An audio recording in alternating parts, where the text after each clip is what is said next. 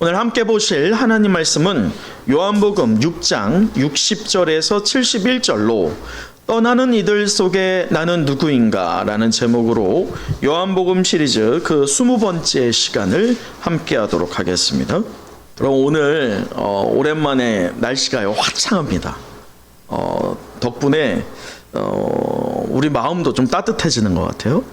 오늘 말씀 전에 나눌 예화도 마찬가지입니다. 어떤 따뜻한 봄날에요, 어느 한 마을에 사람들이 모여서 그 높은 마을 앞에 있는 산을 같이 한번 오르자 라고 뜻을 모았다고 합니다. 아이에서부터 어른까지요, 모두 기대하는 마음으로 그 얼굴로 마을 광장에 모였어요. 그리고서는 두 가지 목적을 둔 거예요. 하나는 산 정상에 모두가 기다려온 멋진 풍경이 있다. 두 번째는 그 산 정상에 가면 특별한 보물이 있다 라고 하는 소문이 사람들 사이에서 나는 거예요. 그런 마음 때문에 새싹이 돋아나는 나무들 사이에 산들산들 그 바람이 불고 또 새들이 노랫소리가 들려오는 그 산길을 마을 사람들이 다 걷기 시작했어요. 처음에는 아이들이 뛰놀면서 가는 거예요. 신나잖아요. 마을 축제 아니겠어요?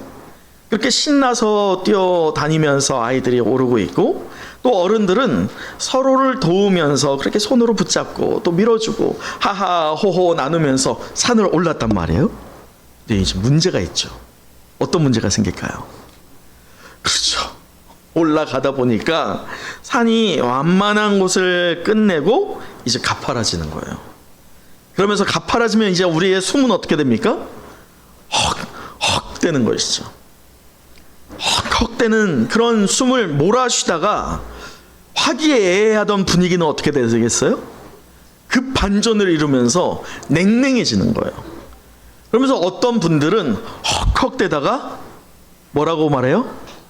아, 나 못해. 아, 나 더 이상 못해. 하고서는 산으로 내려가 버려요. 또 다른 분들은 헉헉대다가 갑자기 화가 나는 거예요. 그럼 누구한테 화를 낼까요? 이거 누가 주최했어? 라고 하면서 이 주최자를 향하여서 비난을 하면서 또한 산을 내려갔어요. 결국 소수의 사람들만 남아서 처음과 같이 서로 도우면서 산 정상에 끝내 오르게 됐습니다. 근데 그 가정에는 한 아이가 있었단 말이에요.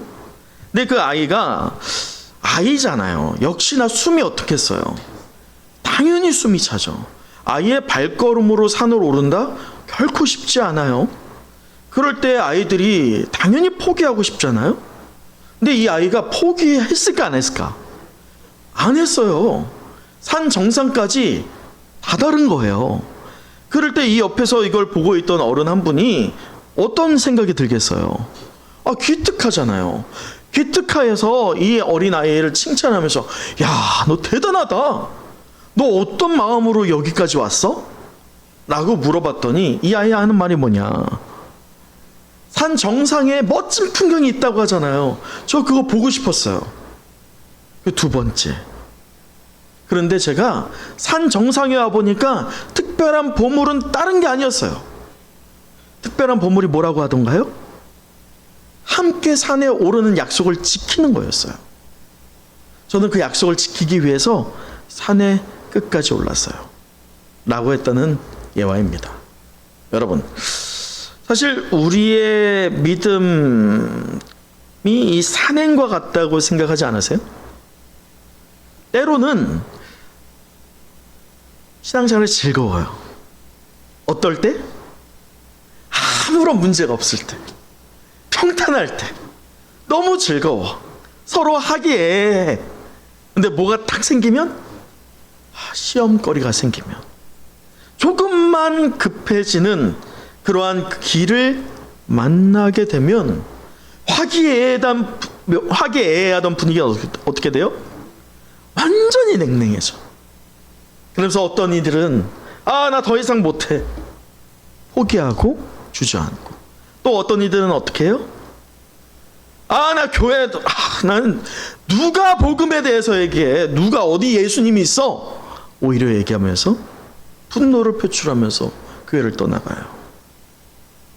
그러나 끝까지 포기하지 않는 성도들에게는요, 특별한 보물이 있다는 걸 여러분 잊지 말기를 간절히 축원합니다. 사랑하는 성의 영가족 여러분, 우리 지난주 말씀 기억하세요? 지난주에 예수님께서는 우리 51절 함께 읽어보도록 할까요? 51절이에요. 함께 읽어봅니다. 시작. 나는 하늘에서 내려온 살아있는 떡이니 사람이 이 떡을 먹으면 영생하리라. 내가 줄 떡은 곧 세상의 생명을 위한 내 살이니라 하시니라. 여러분, 지난주 예수님께서는 사실 이 말씀을 강조하고 계시죠. 나는 하늘에서 내려온 어떤 무엇이다? 살아있는 떡, 생명의 떡이다 라고 말씀하세요. 여기에서 그치지 않고 56절 보세요. 내 살을 먹고 내 피를 마시는 자는 누구 안에 거해요?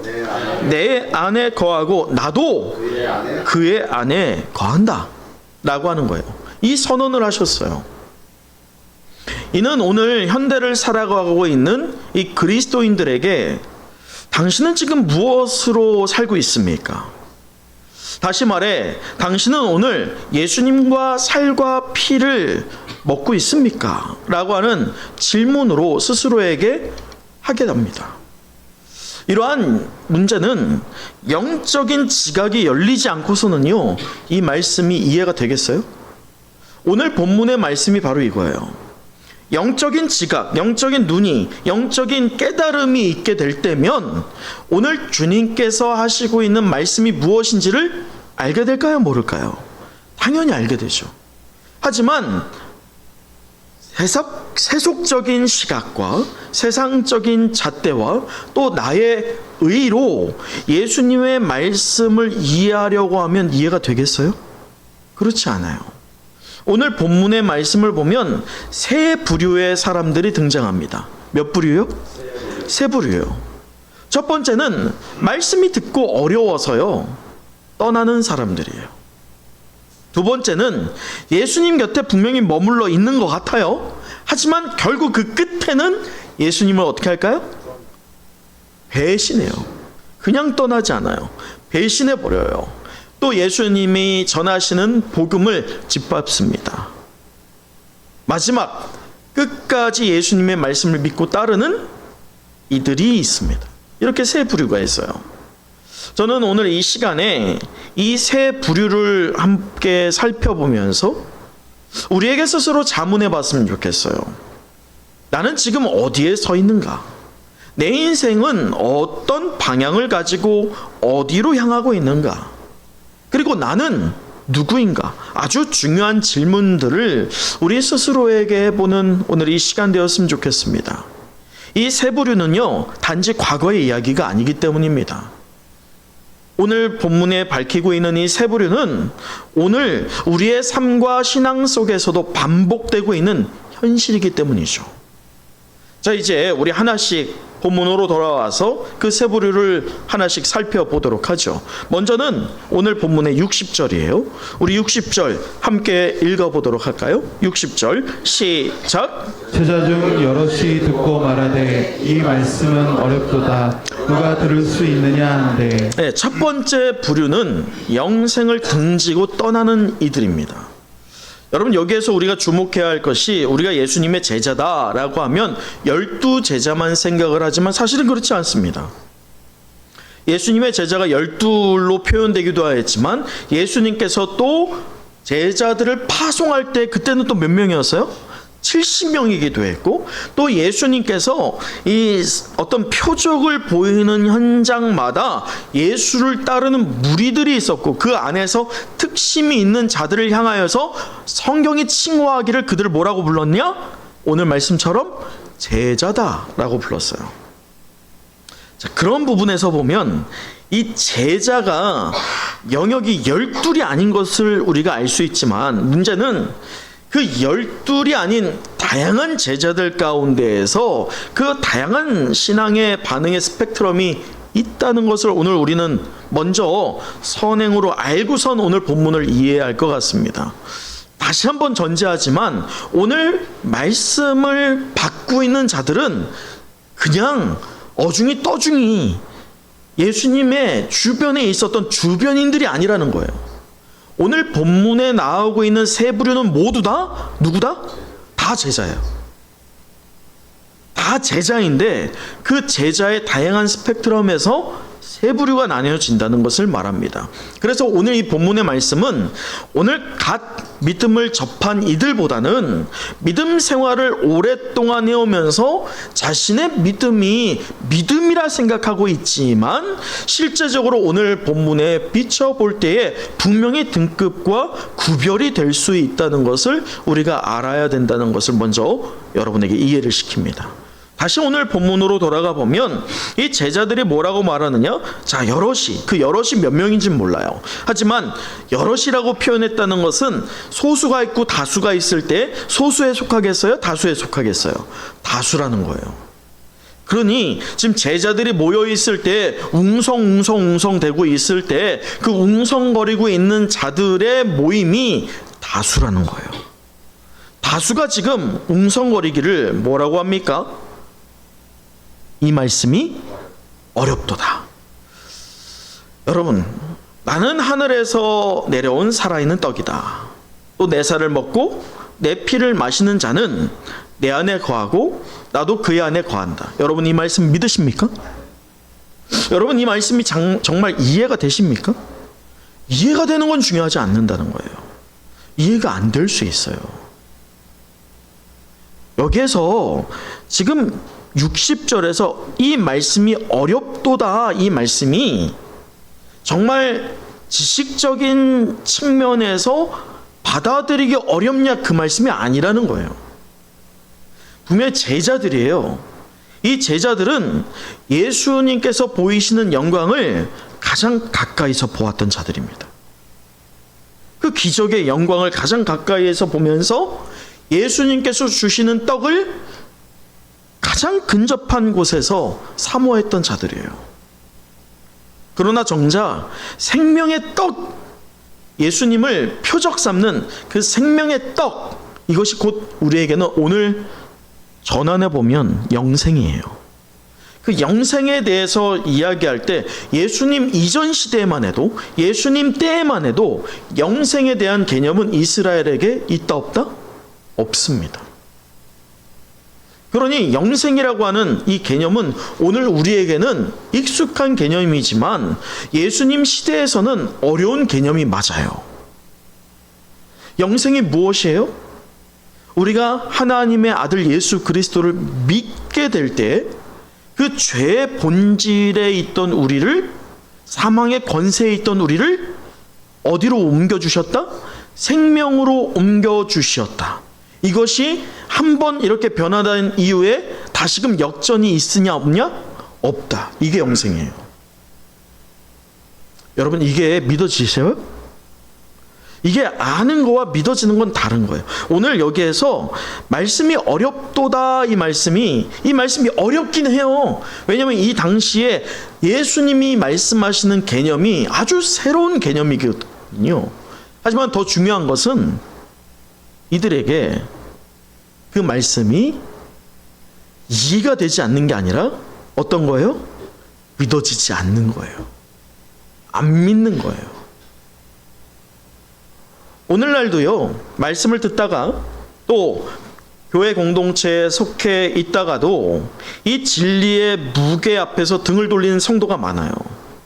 여러분, 그 진리의 무게로 인해서 알지 못해서, 이해하지 못해서 등을 돌릴까요? 저는 그런 경우는 별로 보지 못했어요. 주님의 초대 앞에 우리는 여전히 있지만 우리의 손에 무언가 쥐고 있는 게 있다는 거예요. 근데 이것을 예수님께서 영생이라고 하는 개념, 생명의 떡에 대한 개념을 이야기할 때 이거 우리가 쥐고 있는 것, 절대로 놓지 못하는 무언가를 예수님은 어떻게 하길 원하세요? 놓으라고 하는 거예요. 그러니 이것이 내 마음에 이해가 안 되는 거예요? 안 믿어지는 거예요? 안 믿어지는 것이죠. 오늘 제자들의 개념이 바로 그렇다는 거예요. 그렇다 보니 어떻게 되느냐? 말씀대로 산다는 것이 이해가 되지 않아요. 아니, 더 정확하게 말하면 말씀대로 산다는 것이 안 믿어져요. 말씀대로 살면 손해를 볼 것이 뻔하기 때문이죠. 그래서 말씀대로 살기를 거절하는 거예요. 어떤 중립적인 회색지대를 찾고 있죠. 그러나 여러분, 그러한 불과 결국 오늘 말씀을 보시면 아주 중요한 때에 이제 예수님께서요, 이 말씀 이후부터는 고난의 길을 가시거든요. 그 산에 이제 오르막길을 가요. 평탄할 때, 사람들의 영광이 있을 때만 해도 환호하면서 예수님과 화기애애한 분위기였어요. 근데 이제 예수님께서 고난의 길을 딱 들어서는 그 순간 이들이 어떻게 돼요? 다 떠나가요. 여러분, 우리 코로나 이미 경험했잖아요. 코로나라고 하는 그 어려움이 있기 전만 해도 한국 교회는 스스로 뭐라고 했느냐? 부흥 중이다. 특히나 우리 대한예수교 장로회 합동측이 우리나라의 제일 큰 교단이다 라고 하면서 그렇게 자랑을 했었어요. 그러나 코로나가 터진 이후에 어떻게 됐어요? 우리의 민낯이 다 드러났어요. 그렇게 믿음이 좋다라고 하는 성도들의 진정한 믿음이었냐를 따져보자면 아니었죠. 주저앉는 성도들과 또한 무너져가는 교회들이 얼마나 많았는지 우리는 새삼 다시 한번 돌아봅니다. 근데 여러분, 두려운 게 뭔지 아세요? 과연 코로나가 끝일까? 저는 그 생각을, 또한 그러한 기도를 매일 합니다. 코로나보다 더 어려운 난관이 분명히 올 거예요. 그럴 때 믿음의 성도들이 주님의 말씀대로 살기를 도전해보지 않는다라고 한다면, 우리가 한번 이 코로나라고 하는 그 경험을 통해서 다시 한번 자의식을 깨닫고 우리의 능력으로는 불가능한 것을 인정하여서 예수님의 말씀, 곧 영생을 사모하면서 이 땅이 아니라 저 하늘의 상급을 바라보면서 믿음 생활하는 성도들이 다시금 자라나게 되지 않는다라고 한다면, 코로나보다 더 어려운 환경이 왔을 때 한국 교회는 어떻게 되겠어요? 당연히 무너질 거예요. 더 많은 이들이 흩어질 겁니다. 여러분, 보이세요?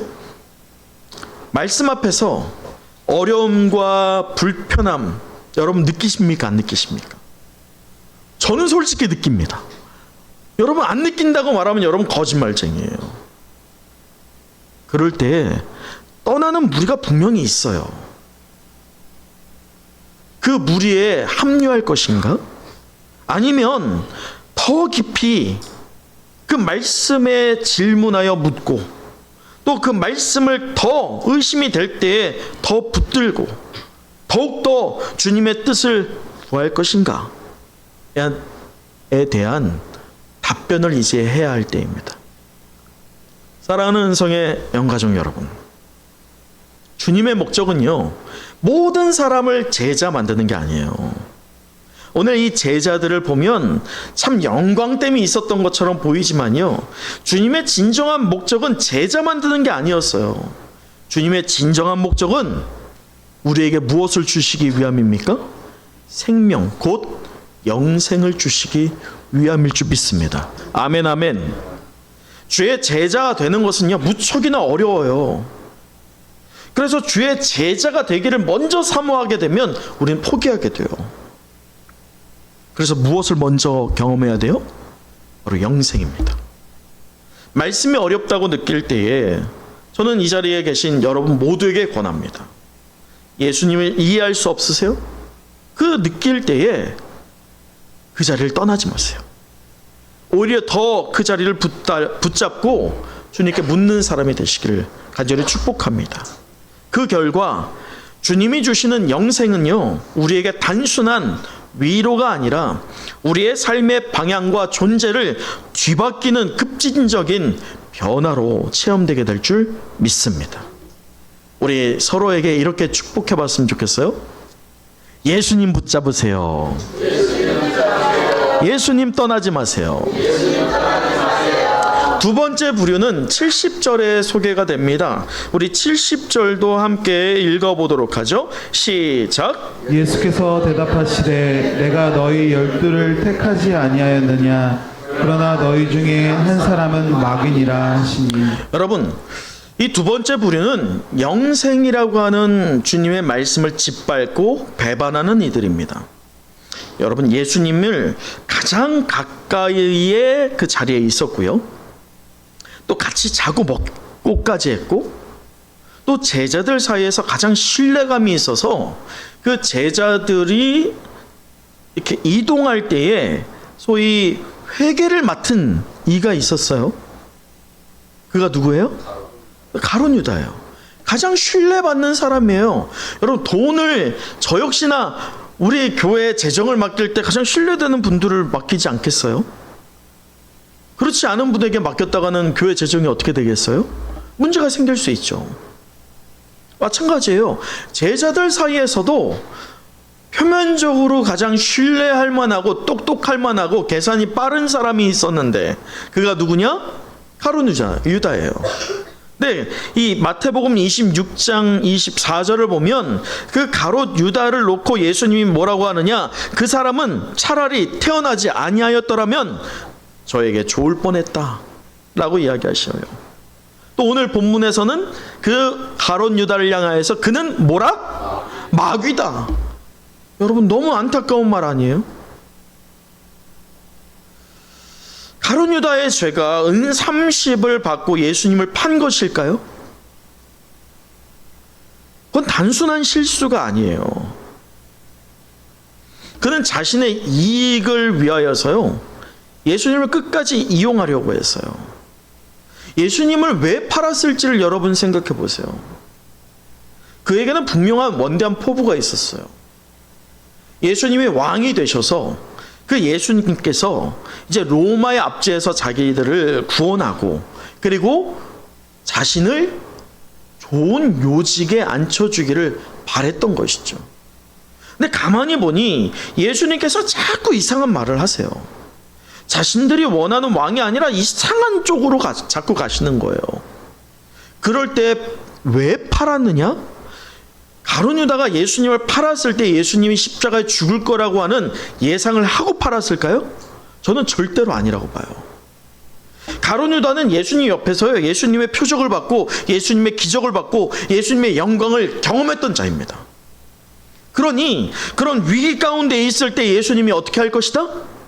그 위기를 완전히 역전시켜서 극복하실 것이다. 그래서 미루고 있는, 자신이 원하고 있지, 그러니까 자신이 원하는, 가룟 유다가 원하고 있는 방향대로 예수님께서 이제 제자리를 찾을 것이다. 가룟 유다 입장에서.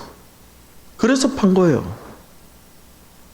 예수님 정신 차리세요 라고 하는 입장에서 예수님을 판 것입니다. 왜 그랬느냐? 자기의 이익이 분명히 있는 거예요. 근데 그 이익대로 예수님께서 움직이지 않아요. 그러니 예수님을 움직이기 위해서 예수님을 판 것이죠. 여러분, 우리의 신앙은 어떨까요? 외형적으로는 우리가 예배드리고 말씀을 듣고 봉사도 합니다. 그러나 마음 깊은 곳에서는 예수님보다는 내 생각, 내 방식, 내 유익이 더 추구가 되고 있다고 한다면 오늘 우리에게 영생은요, 사실 큰 의미가 없는 거예요. 영생이 큰 의미가 없다라고 느끼는 게 왜 그래요? 지금 당장 눈에 보이지 않기 때문입니다. 또 영생에 대한 착각이 무엇입니까? 영생이 죽어서나 경험하는 것이라고 생각하기 때문입니다. 여러분, 그러나 그것은 아주 큰 오해예요. 영생은 이미 살아있는 이 순간, 우리가 예수를 그리스도라고 믿는 그 순간, 입으로 고백하는 그 순간부터 우리에게 주는 특별한 선물일 줄 믿습니다. 그래서 영생을 경험하고 있느냐 아니냐에 따라서 그의 삶이 완전히 달라지는 거예요. 영생을 경험한 자는 지금 자기의 손에 쥐어지고 있는 것, 자기의 이익 하나도 중요하지 않아. 얼마든지 포기할 수 있어요. 왜냐? 더 좋은 것이 자기에게 준비되어 있기 때문입니다. 여러분, 영생이 없는 자가 얼마나 안타깝냐. 영생을 경험하고 있는 자는요, 그의 삶이 분명하게 달라요. 언행이 달라져요. 영생을 경험하기 전과 영생을 경험한 이후의 삶이 확연하게 달라야 됩니다. 그러니 누구에게 먼저 보여줘야 돼요? 여러분 배우자예요. 여러분 자녀입니다. 여러분 부모입니다. 그분들에게 이러한 말을 들으면 안 돼요. 너 교회 다녀? 너 교회 다녔어? 집사야? 권사야? 안수집사야? 장로야? 저 옆에서 숱하게 그런 말도 많이 들었어요. 다른 분들이 저도 깜짝 놀랐어요. 장로래. 주일날 교회를 안 가는데. 그럴 수 없잖아요. 여러분, 직분이 중요한 게 아니에요. 영생을 경험한 자는요, 분명히 삶이 달라요.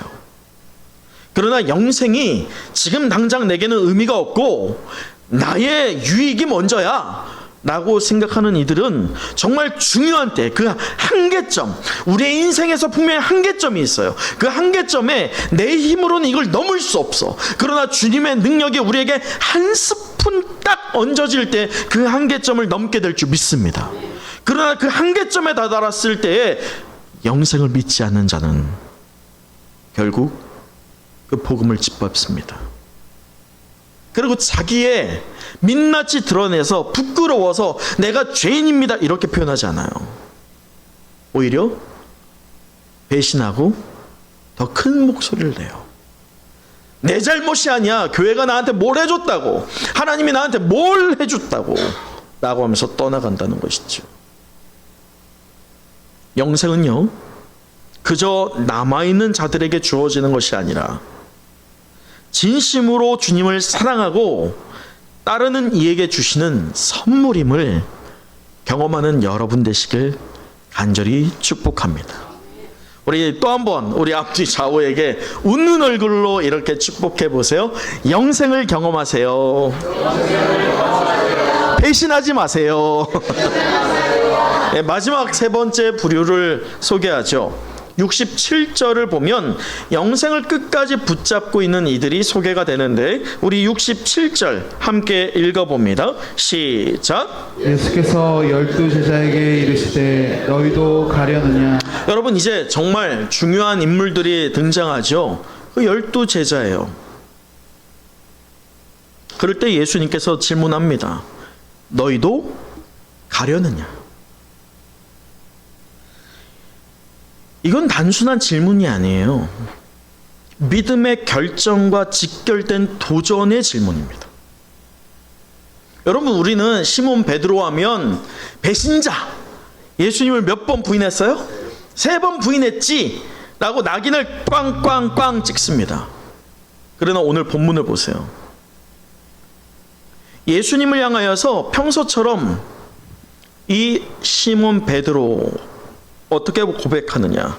68절. 시몬 베드로가 대답하되 주여, 영생의 말씀이 누구에게 있어요? 주께 있사오니 우리가 누구에게로 가오리까? 곧 누구에게 갈 곳이 있다 없다? 없다. 영생은 누구에게만 있다? 예수 그리스도에게만 있습니다 라고 오늘 고백하고 있는 사도 베드로예요. 아직은 사도 베드로가 아니지만 말이죠. 여러분, 단호히 고백하면서 이 충성을 재확인하고 있어요. 우린 여기에서요, 제자가 무엇인지를 이제 알게 됩니다. 우리가 알고 있듯이 시몬 베드로 완벽한 사람이에요? 아니에요. 베드로 어땠어요? 말보다 뭐가 앞섰어요? 행동이 항상 앞섰어요. 행동이 앞서서 항상 실수가 많았고 항상 문제가 많았어요. 자존감은 어땠을까요? 높았을까요? 아니에요. 낮았기 때문에 가장 어린 그 사도 요한을 경쟁자로 삼았죠. 예수님께 조금 더 사랑받고 있었다, 그렇게 혼자 생각하면서 적대시했던 베드로 아니에요? 자존감이 분명히 낮았어요. 왜냐? 그의 직분이 뭐였으니까? 당시에 3D에 속하고 있는 어부였으니까. 그게 더 크게 반영이 됐을 거예요. 지식은 어땠을까요? 지식도 굉장히 낮았을 거예요. 자랑할 바가 별로 없었어요. 율법에 대해서 탁월하지 않았어요. 물론 그가 성령 충만하고 나서 그 안에 거하시는 성령이 말하게 하기 때문에 놀라운 권능과 또한 말씀을 전했지만 그 전이지 않습니까? 아직 성령을 받지 않았던 이 사도, 그냥 시몬 베드로죠. 사도가 아니죠. 그랬으니까 얼마나 실수가 많아요. 그러나 여러분, 오늘 말씀에서요, 참 도전이 되는 것은 그런 그예요. 연약한 시몬 베드로예요. 근데 우리가 제자가 된다는 게 무엇인지를 그가 오늘 보여주고 있어요. 여러분, 제자가 된다는 것은요, 예수님의 말씀이 비록 이해하기 어렵고 순종하기 어렵고 따르기 힘들다 할지라도 무엇하는 걸까요? 충성이에요. 믿는 게 바로 충성입니다. 예수님의 말씀이 눈에 보여지는 현실과 모순되어지는 것이요, 우리가 살고 있는 현실 아닙니까? 사실 너무 모순돼요. 말씀대로 당장 세상 밖에 살아내려고 하면 이번 한 주 우린 각오해야 돼요. 벌써부터 사람들은요, 우리를 비난할 것이고 조롱할 것이고 또 우리가 감내해야 할 손해가 이루 말할 수 없을 거예요. 그게 믿음의 사람이에요. 그런데 오늘 시몬 베드로를 보세요. 그는요, 예수님 떠날 이유가 지금 너무 많아요. 여러분, 사실 저는 주식을 안 하지만 뭐 주식하는 분들은 그렇더라고요. 하는 말이 떠날 때를 알아야 된대. 떠날 때를 잘못 놓치면 어떻게 된대요? 큰일 나는 거지. 응? 떠날 때 타이밍이 중요하다는 거예요.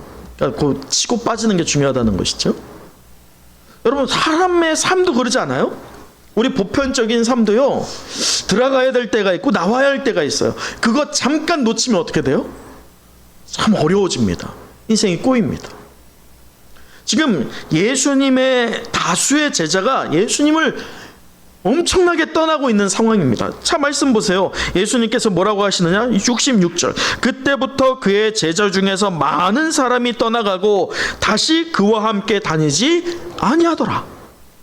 이런 상황 중에서 지금 떠나야 할 때 타이밍이 언제예요? 지금이야, 지금. 지금 떠나야지 좀 책임이 좀 덜해. 비난이 좀 덜해.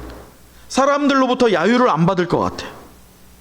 지금 묻어나가야지 되지 않겠어요? 아주 적절한 타이밍입니다. 그러나 오늘 이 사도 베드로, 시몬 베드로를 통해서 우리가 도전받을 것은 무엇이냐? 오늘 베드로는요, 떠날 이유를 찾지 않아요. 남을 이유를 찾아요.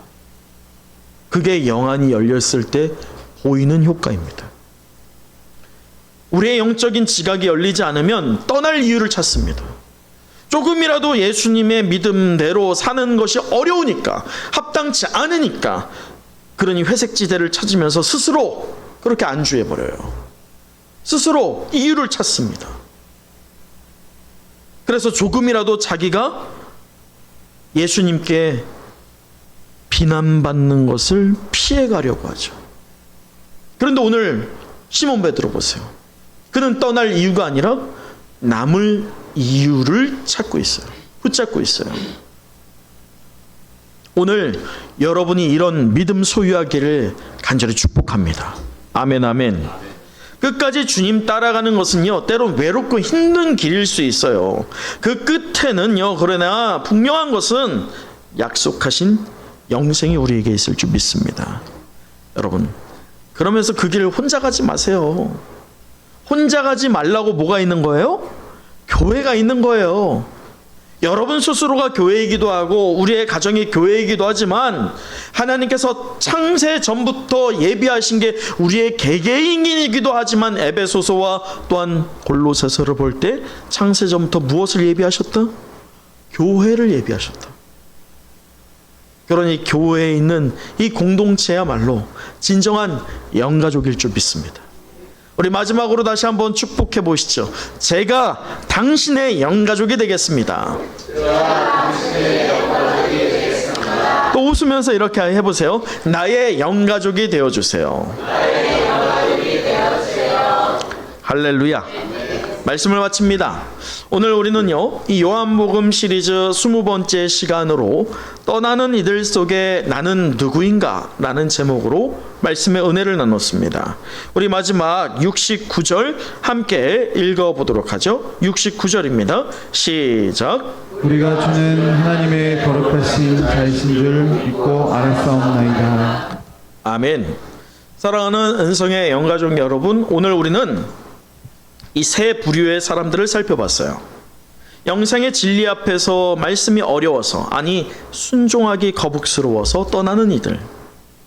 겉으로는 예수님 곁에 있고 믿는 것 같지만 결국 중요한 시점에 결국 예수님을 짓밟고 예수님을 배신한 이들들. 또 끝까지 예수님의 말씀을 믿고 영생의 축복을 취하는 이들. 바로 그 세 부류가 우리가 오늘 보았습니다. 예수님은 오늘 우리에게도요, 이 질문하세요. 너희도 떠나가려느냐? 이때까지 여러분 어떻게 살아왔는지 하나도 중요하지 않아요. 무엇이 중요해요? 이제부터 어떻게 살 것인가가 중요합니다. 너희도 떠나가려느냐? 이 질문에 여러분 어떤 대답을 하시느냐가 오늘 중요한 거예요. 그 대답이 단순히 여러분 입술의 고백이 아니라 여러분의 삶의 증거가 되기를 간절히 축복합니다. 그렇게 산 정상까지 포기하지 않고 올라갔던 아이만, 사람들만 누릴 수 있었던 그 약속한 특별한 보물, 우리가 예수님을 끝까지 믿을 때에 우리에게도 주어지게 될 줄 믿습니다. 그 영생의 놀라운 축복의 비밀을 직접 체험하고 또 여러분의 가족 안에서, 일터에서, 여러분의 삶의 자리에서 죽어가는 영혼들을 향하여서까지 하늘의 미랄되기를 기꺼이 작정하는 저와 여러분, 우리 은성의 모든 영가족 되기를 간절히 소망합니다.